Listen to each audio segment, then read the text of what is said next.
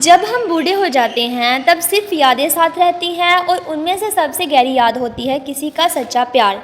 When you are old and grey, ये हम जो आज पोइट्री करने जा रहे हैं ये इसी पे बेस्ड है कि जो इसका पोइट है वो अपनी लवर से बड़ा प्यार करता था, उसको प्रपोज किया शादी के लिए, उसने हर बार मना कर दिया और ये उसी के लिए पोइम लिख रहा है कि जब वो बूढ़ी हो जाएगी तब वो ज़रूर याद करेगी कि मेरे को एक चाहने वाला बंदा था, मैंने तब उसकी कदर नहीं की, तो तब उसको रियलाइज़ होगा, लेकिन वो तब सिर्फ रिग्रेट फील करेगी।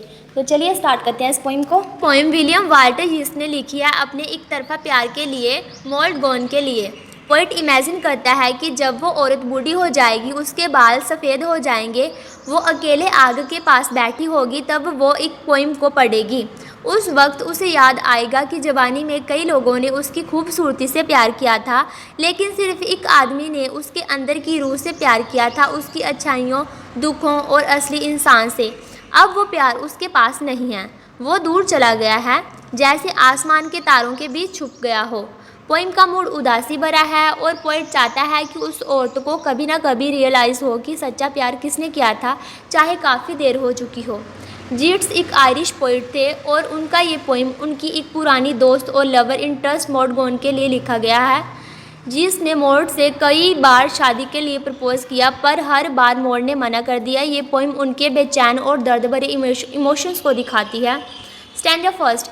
पोइट इमेजिन करता है कि जब ये लेडी बूढ़ी हो जाएगी, उसके बाल ग्रे हो चुके होंगे और वो थक चुकी होगी, अकेले आग के पास बैठी होगी। उस वक्त वो एक किताब उठाकर उसे धीरे धीरे पढ़ेगी और अपने जवान दिनों को याद करेगी। उसे याद आएगा कि उसकी आंखों में एक नरम सी रोशनी थी, उसका एक गहरा इनर ब्यूटी था जो आज सिर्फ यादों में रह गया है। ये स्टैंजा एक शांत लेकिन उदासी भरे भाव से लिखा गया है। पोइट चाहते हैं कि जब वो औरत जवानी के दिनों को याद करे तब उसे समझ आए कि किसी ने उसे सच में दिल से चाहा था। Stanza second.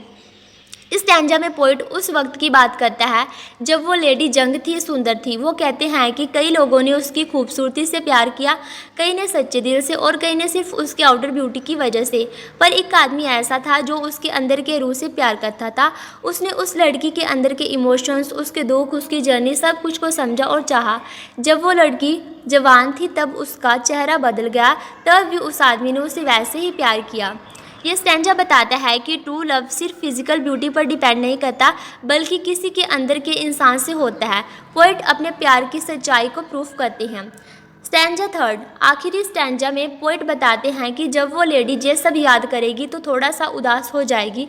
उसे याद आएगा कि एक वक्त था जब कोई उसे सच में चाहता था, लेकिन अब वो प्यार कहीं दूर चला गया है। पोइट कहते हैं कि लव अब पहाड़ों के ऊपर घूम रहा है या आसमान के तारों के बीच छुप गया है, मतलब वो प्यार अब कहीं मिल नहीं सकता, वो सिर्फ यादों में रह गया है। उसको मतलब पछतावा होता है इस स्टैंजे में कि काश उसने वो सच्चा प्यार समझ पाया होता जब वो उसके पास था। आगे हम इसके इंपॉर्टेंट थीम्स को एक्सप्लेन करते हैं। True love versus superficial love.